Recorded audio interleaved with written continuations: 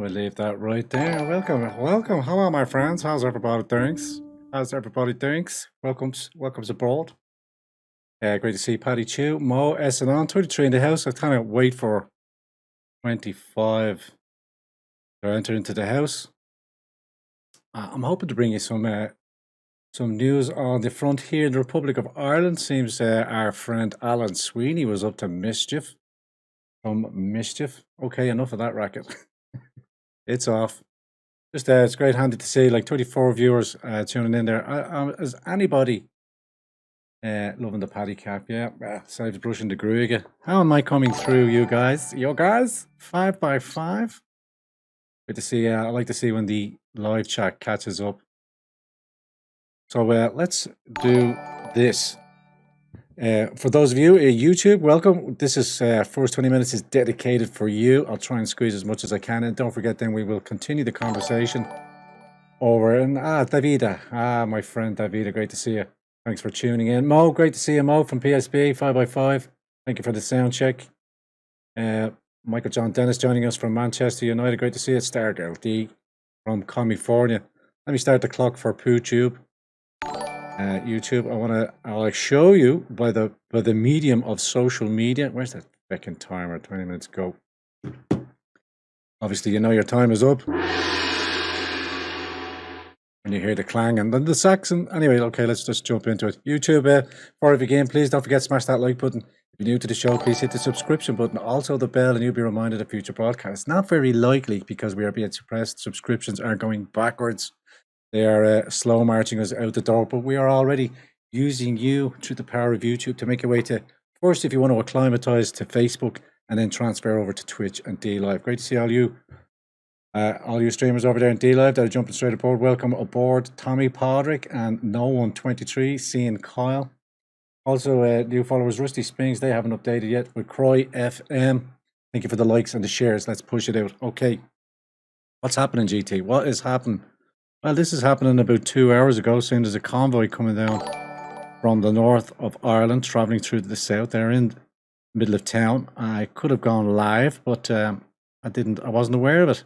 But the battle for free speech, we can see it up. But there's a great shift in the zeitgeist over here. Thanks, Nicola. There is a shift in the zeitgeist over here. I want to pass first on an anecdotal story. Speaking to a friend of mine earlier on, he missed it, couldn't catch it on video, but apparently there was an electronic signage being driven around on a trailer in through Dublin. Look at that. Thank you very much, Sue. Thank you very much, Mo. Paddy, thank you very much for all comments starting to stream through. But the electronic message board was saying COVID-19. We're on YouTube. That all is not as it seems. Remove the facial garments and beware of the Vaseline. And that carried on then through to seeing the convoy coming down from the north to south to our good friend Alan Sweeney. I'm going to play a bit of the whoopsie doozy daisy. There's that one there. Let me see. All of the cars get a sound check in there. came together this evening. Fantastic. Great camaraderie. Woo! Thanks, QA around. Can I get a 5x5? And the lockdown convoy came from travel through from the north down through the border and then down into Dublin. This I think is 3 hours ago. It was reported from our good friend Muireann. Muireann, if you're in the audience or if you're in the live chat, I'm getting this off your feed. It was the Silver Foxes and Gemma O'Doherty's Truth trailer. It's having an impact. Well done, you two. Having a thing. On Twitch now, GT, Pat McBride. Thank you, Pat. Thank you for follow. I see you on the message board over here too. Yeah! YouTube, what are you doing? I hope you can hear this. I'm getting a 5x5 Brown Star Stargirl. Fantastic. So this is happening in the Republic of Ireland now. Lockdown. In the lockdown demonstration happening in Dublin. This feed brought to you from our friend Muireann. I'm hoping if Alan is watching that he will join in with us. I'll scroll down through. We scroll through my Facebook feed and I'll just switch perspectives. Feel make public of anyone there. But I've got another one here from Alan, so let's jump in and have a look at this one here.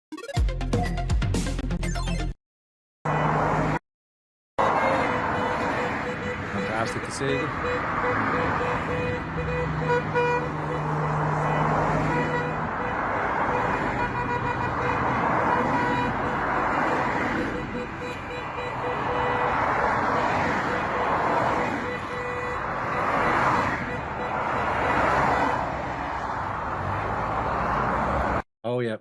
want to share this as well.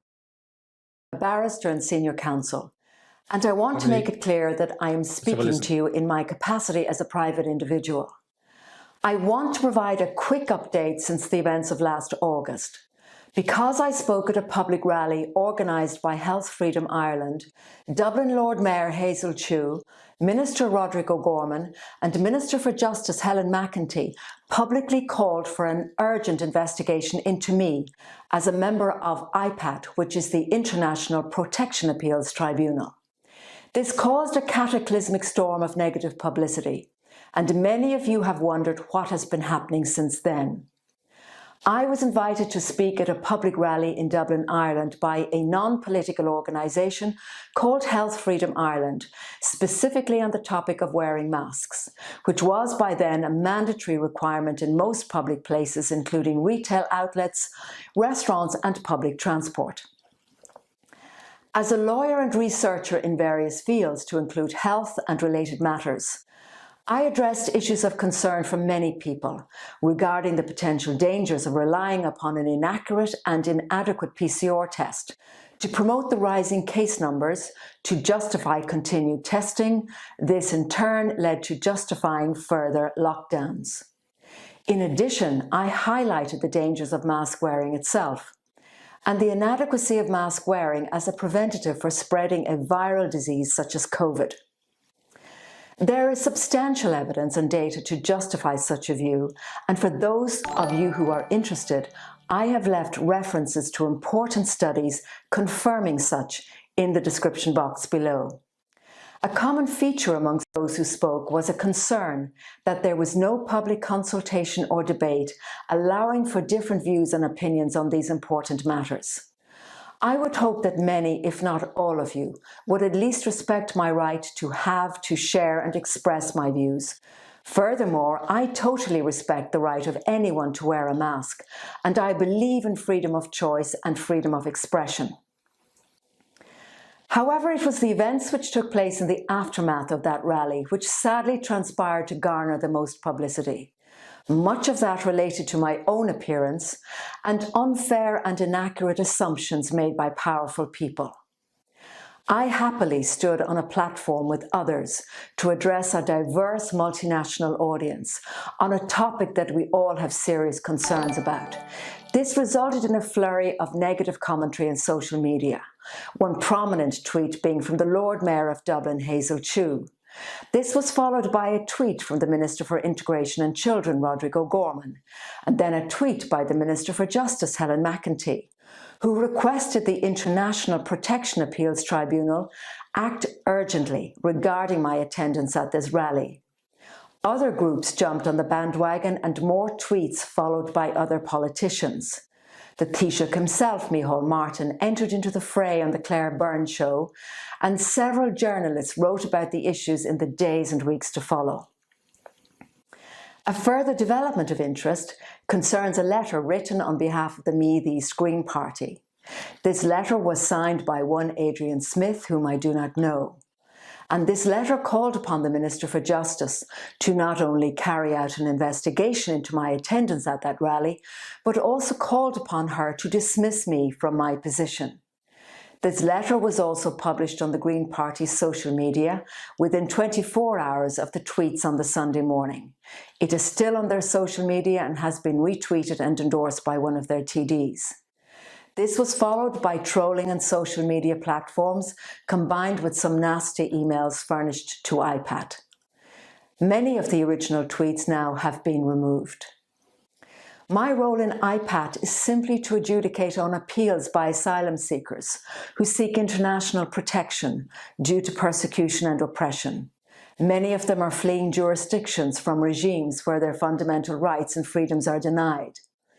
I have demonstrated my capacity to uphold fundamental rights and freedoms, and I wish to continue to do so with equal passion and dedication. In addition, as an experienced human rights lawyer, I'm going to jump off there. I'll let you carry up on with it there as well. But make sure you make your way over to Una MC. UNA space capital MC, 449 subscribers. I know we got 56 here. put it on in it. See you tomorrow night. Be good. Look after yourselves. Oh.